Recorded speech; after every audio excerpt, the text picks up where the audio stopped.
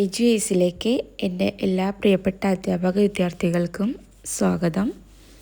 നമ്മളിന്ന് ചർച്ച ചെയ്യാൻ പോകുന്നത് DLED 4th സെമസ്റ്ററിലെ സയൻസാണ്. പേപ്പർ 406 ശാസ്ത്ര വിദ്യാഭ്യാസം പഠനവും ബോധനവും.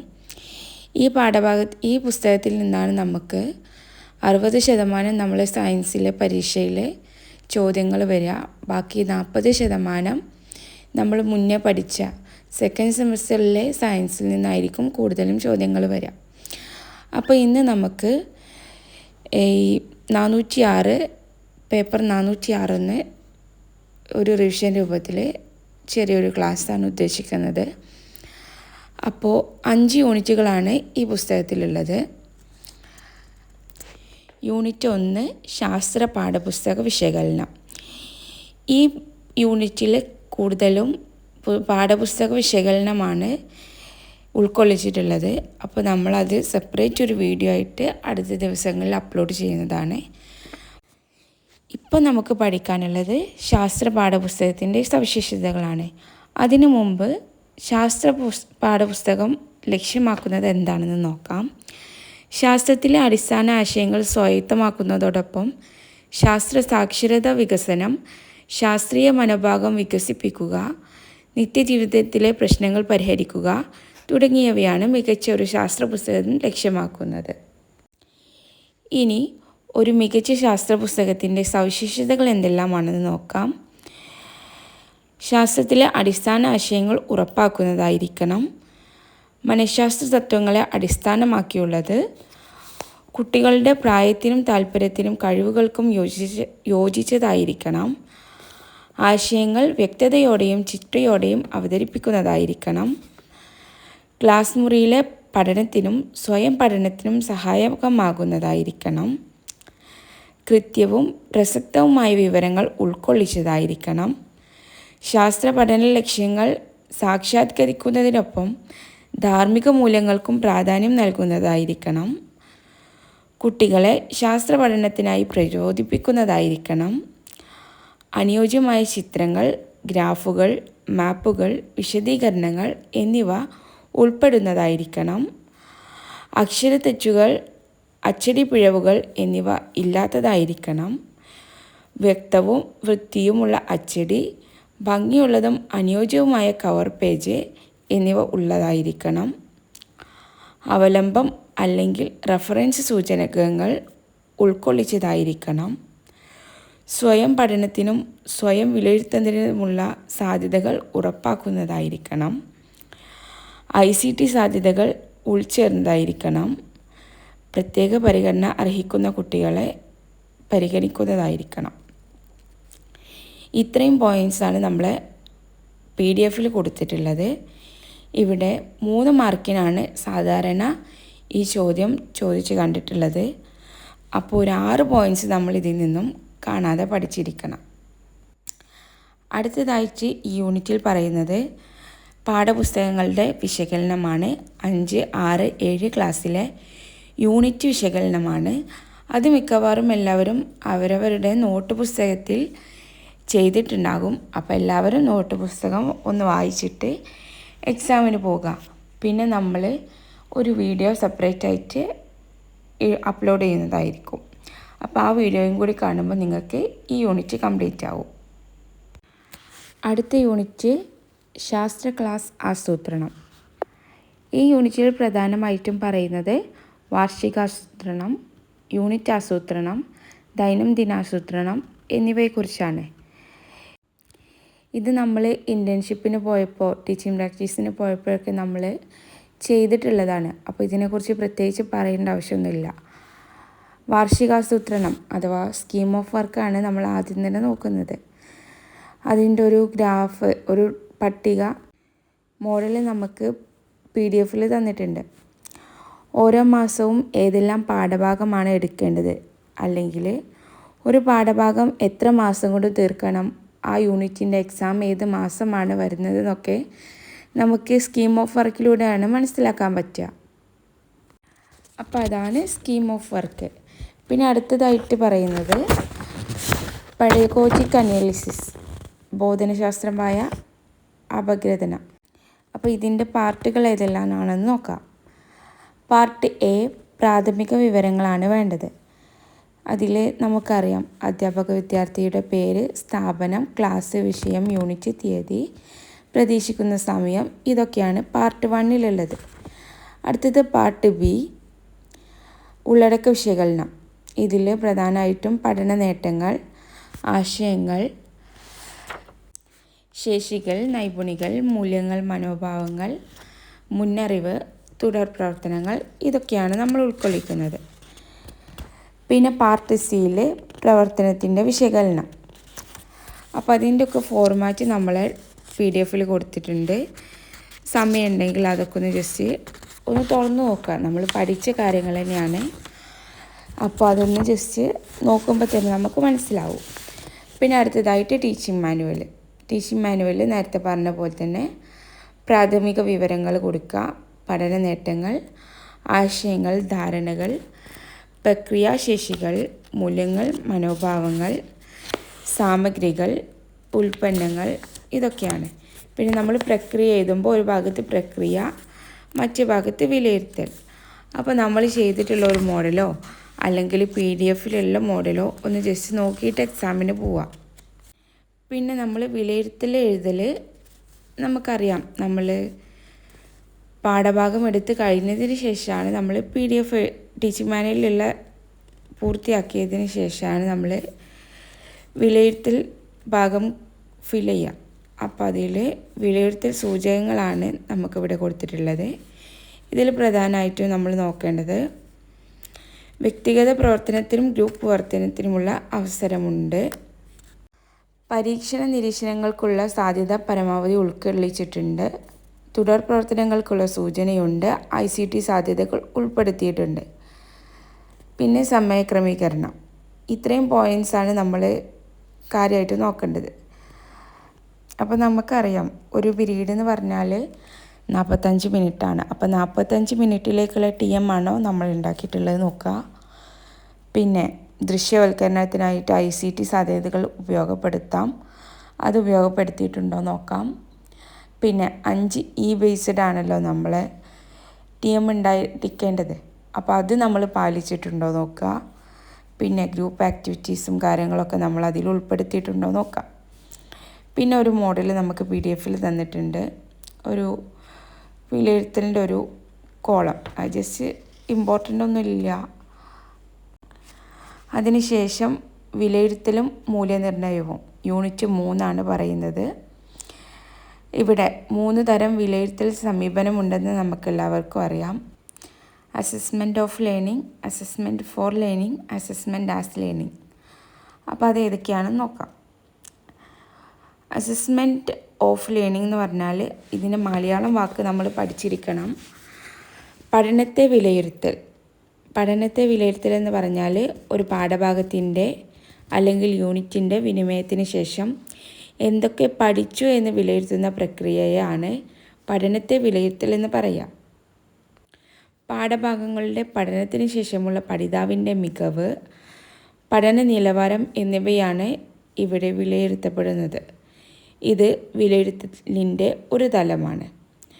അതായത് ഒരു നിശ്ചിത സമയത്തിന് ശേഷം പഠന നേട്ടം എത്രത്തോളം കിട്ടിയെന്ന് നമ്മൾ പരിശോധിക്കുമല്ലോ. അതാണ് അസസ്മെൻറ്റ് ഓഫ് ലേണിംഗ്. ഇനി അടുത്തത് പഠനത്തിനായുള്ള വിലയിരുത്തൽ. പഠനം നടക്കുന്ന വേളയിൽ അതിൻ്റെ കാര്യക്ഷമതയ്ക്ക് വേണ്ടി അധ്യാപകനോ സഹപാഠികളോ നടത്തുന്ന വിവിധങ്ങളായ ഇടപെടലുകൾ. പഠനത്തിനോടൊപ്പമുള്ള ഈ വിലയിരുത്തലും ഫീഡ്ബാക്ക് നൽകലും വിലയിരുത്തലിൻ്റെ മറ്റൊരു തലമാണ്. അതാണ് പഠനത്തിനായുള്ള വിലയിരുത്തൽ. പഠനം നടക്കുന്ന വേളയിലാണ് ഈ വിലയിരുത്തൽ നടക്കുന്നത്. ഇനി അടുത്തത് വിലയിരുത്തൽ തന്നെ പഠനം. Assessment as learning. സെൽഫായിട്ടുള്ള വിലയിരുത്തലാണ് ഇവിടെ ഉദ്ദേശിക്കുന്നത്. സ്വയം നിർവഹിക്കുന്ന വിലയിരുത്തലിലൂടെ പഠനം സാധ്യമാക്കുന്നതാണ് ഈ വിലയിരുത്തൽ തന്നെ പഠനം. ഇനി പഠന നേട്ടങ്ങൾ ഉറപ്പാക്കുന്ന തരത്തിലുള്ള പഠന സമീപനം സ്വീകരിക്കുമ്പോൾ അതിന് അനുഗുണമായ ഒരു വിലയിരുത്തൽ സമീപനവും നമ്മൾ സ്വീകരിക്കേണ്ടതുണ്ട്. ആയതിനാൽ പഠന നേട്ടങ്ങൾക്ക് ഊന്നൽ നൽകുന്ന വിലയിരുത്തൽ സമീപനമാണ് നമ്മൾ സ്വീകരിക്കേണ്ടത്. പഠന നേട്ടങ്ങൾക്ക് ഊന്നൽ നൽകി രൂപപ്പെടുത്തുന്ന പഠന പ്രവർത്തനങ്ങളിൽ പഠിതാവിൻ്റെ സജീവ പങ്കാളിത്തം ഉറപ്പുവരുത്തുന്നു. വിമർശനാത്മക ചിന്ത, യുക്തിചിന്ത, പഠനത്തിൻ്റെ പ്രതിഫലനവും പ്രകടവും പരസ്പരബന്ധിതവുമായ അറിവ് തുടങ്ങിയവ പഠന നേട്ടങ്ങൾക്ക് ഊന്നൽ നൽകിയുള്ള പഠനത്തിൻ്റെ സവിശേഷതകളാണ്. എന്തൊക്കെയാണ്? വിമർശനാത്മക ചിന്ത, യുക്തിചിന്ത, പഠനത്തിൻ്റെ പ്രതിഫലനവും പ്രകടനവും പരസ്പരബന്ധിതവുമായ അറിവ് തുടങ്ങിയവ പഠന നേട്ടങ്ങൾ ഊന്നൽ നൽകിയുള്ള പഠനത്തിൻ്റെ സവിശേഷതകളാണ്. അടുത്തതായിട്ട് നമുക്ക് നോക്കാനുള്ളത് നിരന്തരവും സമഗ്രവുമായ വിലയിരുത്തൽ. ഇവിടെ സമഗ്രമായ വിലയിരുത്തൽ എന്നതുകൊണ്ട് അർത്ഥമാക്കുന്നത് കുട്ടിയുടെ വൈജ്ഞാനികവും സാമൂഹികവും വൈകാരികവുമായ മേഖലകളിലെ വിലയിരുത്തലാണ്. മനസ്സിലായല്ലോ? ഇനി അടുത്തത് നമുക്ക് ഗ്രേഡിംഗ് രീതി. ഇത് നമുക്കറിയുന്നതാണ്. LP തലത്തിലും UP തലത്തിലും നമ്മൾ പൊതുവായിട്ട് 5 പോയിൻറ്റിൻ്റെ ഗ്രേഡിംഗ് ആണ് ഉപയോഗിക്കുന്നത്. അപ്പോൾ അതിൻ്റെ പെർസെൻറ്റേജും ഗ്രേഡും നമുക്കൊരു ഗ്രാഫായിട്ട് PDF തന്നിട്ടുണ്ട്. അത് നോക്കാം.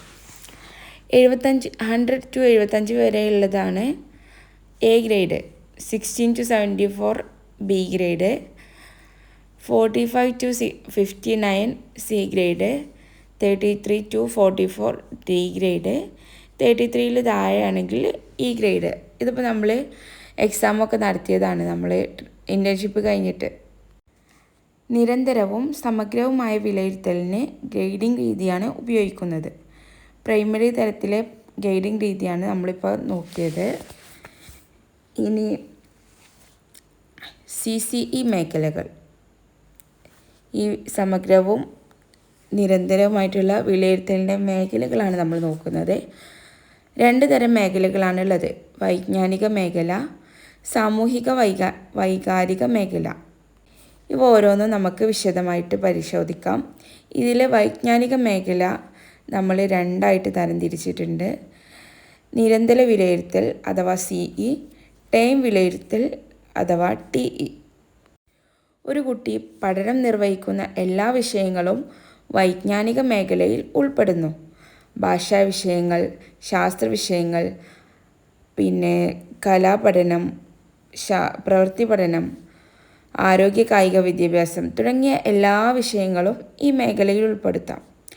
ഓരോ വിഷയവുമായി ബന്ധപ്പെട്ട പഠന നേട്ടങ്ങൾ കണ്ടെത്തി അവ എത്രത്തോളം നേടാൻ സാധിച്ചു എന്ന വിലയിരുത്തലാണ് നടത്തേണ്ടത്. ഇവിടെ 2 തരത്തിലുള്ള വിലയിരുത്തലാണ് നിർദ്ദേശിക്കുന്നത്. അതാണ് നമ്മളിപ്പോൾ പറഞ്ഞ CEയും TEയും. ഇനി ശാസ്ത്ര വിഷയങ്ങളിൽ ഓരോ ആശയ രൂപീകരണ ഘട്ടത്തിലും കുട്ടി ആർജിച്ച ആശയധാരണകൾ, കൈവരിക്കുന്ന സവിശേഷതകൾ എന്നിവ നമ്മൾ പരിഗണിക്കേണ്ടതുണ്ട്. ഇവിടെ 3 രീതിയിലുള്ള നിരന്തര വിലയിരുത്തലാണ് നിർദ്ദേശിക്കുന്നത്. 1. പഠന പ്രക്രിയയുടെ വിലയിരുത്തൽ, പോർട്ട്ഫോളിയോ വിലയിരുത്തൽ, യൂണിറ്റ് തല വിലയിരുത്തൽ. ഓരോ യൂണിറ്റിൻ്റെയും സമഗ്രമായ വിലയിരുത്തൽ നടത്തേണ്ടതുണ്ട്. ഇവ ഓരോന്നും നമുക്ക് വിശദമായിട്ട് പരിശോധിക്കാം. ഇവിടെ ആദ്യമായിട്ട് പറയുന്നത് പഠന പ്രക്രിയയുടെ വിലയിരുത്തലാണ്. അതിന് നമുക്ക് 5 സൂചകങ്ങൾ നൽകിയിട്ടുണ്ട്. ആദ്യത്തേത് പഠന പ്രവർത്തനത്തിലെ പങ്കാളിത്തം. ഒരു കുട്ടി പ്രവർത്തനം ഏറ്റെടുക്കാനുള്ള സന്നദ്ധത എത്രത്തോളം കാണിക്കുന്നുണ്ട്, വ്യക്തിഗത പ്രവർത്തനങ്ങൾ ചെയ്യുന്നതിന് എത്രത്തോളം മികവുണ്ട്, ഗ്രൂപ്പിലെ ഇടപെടലുകൾ എങ്ങനെയാണ്, ആശയങ്ങൾ പങ്കുവെക്കൽ എങ്ങനെയാണെന്നൊക്കെയാണ് ഇവിടെ നോക്കുന്നത്. 2. ആശയധാരണ. 3. ശേഷികൾ ആർജിക്കൽ. 4. പ്രകടനം അല്ലെങ്കിൽ അവതരണം. 5. ഇതെങ്ങനെയാണ് രേഖപ്പെടുത്തുന്നത്. പ്രക്രിയ വിലയിരുത്തൽ നിർവഹിക്കുമ്പോൾ ഓരോ സൂചകവും അടിസ്ഥാനമാക്കി വിലയിരുത്തൽ നമ്മൾ നിർവഹിക്കണം. ഉദാഹരണത്തിന് പ്രവർത്തനത്തിലെ പങ്കാളിത്തം. അതിൽ എന്തെല്ലാം സൂചകങ്ങളുണ്ട് നോക്കാം.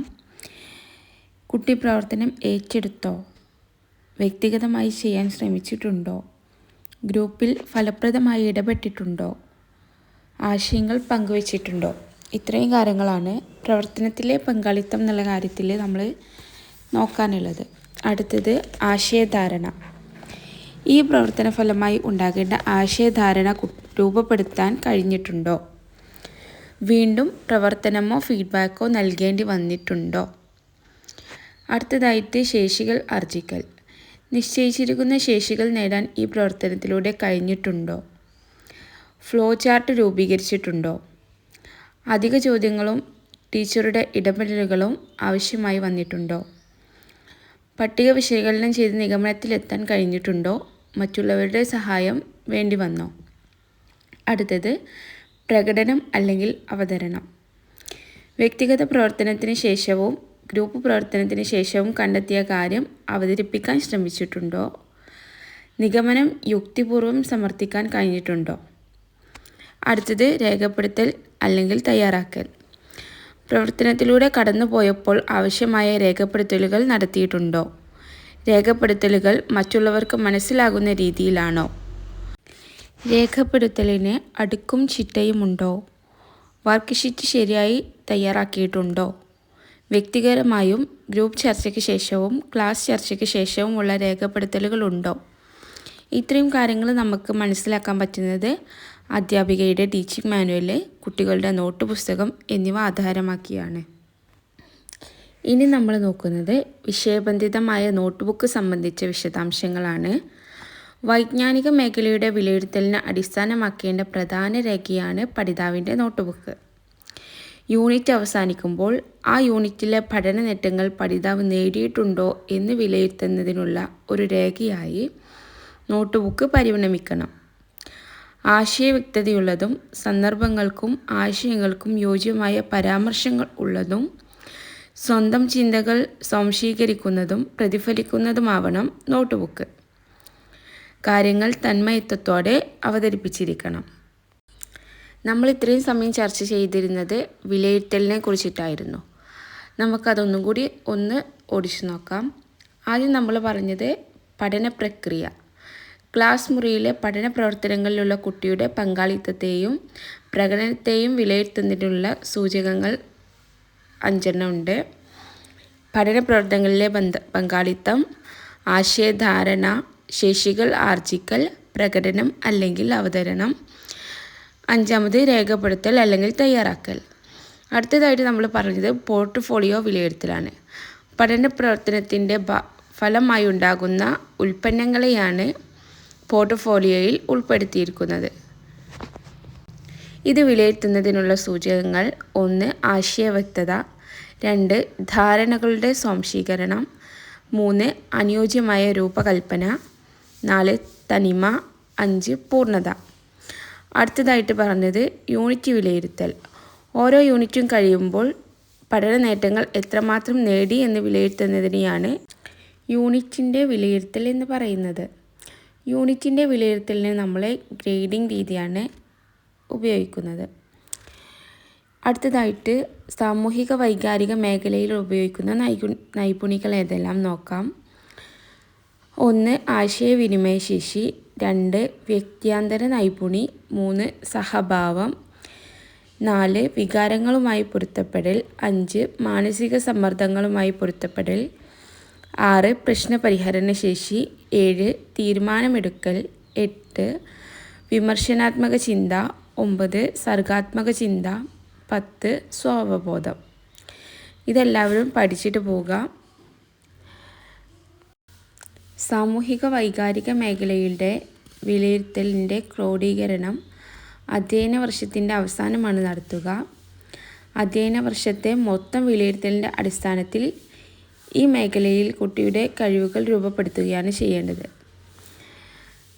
വൈജ്ഞാനിക മേഖലയ്ക്ക് മികവിൻ്റെ അടിസ്ഥാനത്തിൽ ABCD എന്നിങ്ങനെ 5 ഗ്രേഡുകളാണ് നൽകുന്നത്.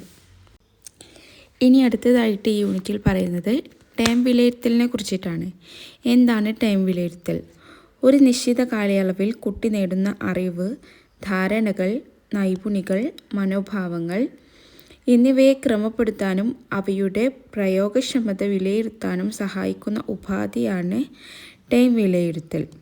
വിമർശനാത്മക ചിന്തയിലൂടെ അറിവ് നിർമ്മിച്ചെടുക്കാനുള്ള കുട്ടിയുടെ കഴിവ് എത്രത്തോളം ഉണ്ടെന്ന് കണ്ടെത്താൻ ടേം വിലയിരുത്തൽ സഹായിക്കുന്നു. ഉയർന്ന ചിന്താശേഷികളെ പ്രയോഗപ്പെടുത്താനും പുതിയ അറിവ് നിർമ്മിക്കാനും കഴിയുന്ന ടേം വിലയിരുത്തലാണല്ലോ നാം പരിഗണിക്കുന്നത്. ടേം വിലയിരുത്തൽ എന്ന് പറഞ്ഞാൽ പഠനത്തെ വിലയിരുത്തലാണ്. ഇതിൻ്റെ ഉപയോഗം എന്താണെന്ന് വെച്ചാൽ കുട്ടിയുടെ ഒരു നിശ്ചിത കാലയളവിലെ പഠന നിലവാര പുരോഗതി അറിയിക്കാൻ പറ്റും. കുട്ടി, രക്ഷിതാവ് എന്നിവയുമായി ഇത് പങ്കുവെക്കാൻ കഴിയും. ക്ലാസ് കയറ്റത്തിന് ഇത് പരിഗണിക്കാൻ പറ്റും. വിവിധ തലങ്ങളിൽ വിദ്യാഭ്യാസ നിലവാരം താരതമ്യം ചെയ്യാനും കഴിയും. അധ്യാപിക തൻ്റെ പ്രക്രിയയിൽ മാറ്റം വരുത്തേണ്ടതുണ്ടോ എന്നും ടേം വിലയിരുത്തലിലൂടെ നമുക്ക് പരിശോധിക്കാൻ പറ്റും. നമുക്കറിയാം, ഇത് വിലയിരുത്തുന്നത് നമ്മൾ ഗ്രേഡിംഗ് അടിസ്ഥാനത്തിലാണ്. പിന്നെ SRG മീറ്റിങ്ങും CPT ഒക്കെ വിളിച്ചിട്ടാണ് നമ്മൾ ഓരോ ടേം എക്സാം കഴിയുമ്പോഴും നമ്മൾ ഇത് ചർച്ച ചെയ്യുന്നത്. ഇനി എന്തെല്ലാം ഘട്ടങ്ങളിലൂടെയാണ് ടേം വിലയിരുത്തൽ പൂർത്തിയാക്കുന്നതെന്ന് നോക്കാം. ആദ്യത്തെ ഘട്ടം ആസൂത്രണം, രണ്ടാമത്തേത് നിർവഹണം, മൂന്നാമത്തേത് വിലയിരുത്തൽ, ലാസ്റ്റായിട്ട് ഫീഡ്ബാക്ക് നൽകൽ. നമ്മൾ ടീച്ചിങ് പ്രാക്ടീസിന് പോയപ്പോൾ ഈ ഭാഗങ്ങളെല്ലാം നമ്മൾ ചെയ്തിട്ടുള്ളതാണ്. എന്നാലും നമ്മളെ PDF ഒന്ന് ജസ്റ്റ് ഒന്ന് നോക്കിയിട്ട് എക്സാമിന് പോവാം. ഇത്രയും കാര്യങ്ങളാണ് ഈ യൂണിറ്റിൽ 3 പാഠഭാഗങ്ങളിലായിട്ട് നമ്മൾ ചർച്ച ചെയ്തത്. ഇനി അടുത്ത പാഠഭാഗം നമ്മൾ അടുത്തൊരു വീഡിയോയിൽ ചെയ്യുന്നതായിരിക്കും. അപ്പോൾ എല്ലാവർക്കും പാഠഭാഗം മനസ്സിലായി എന്ന് വിചാരിക്കുന്നു.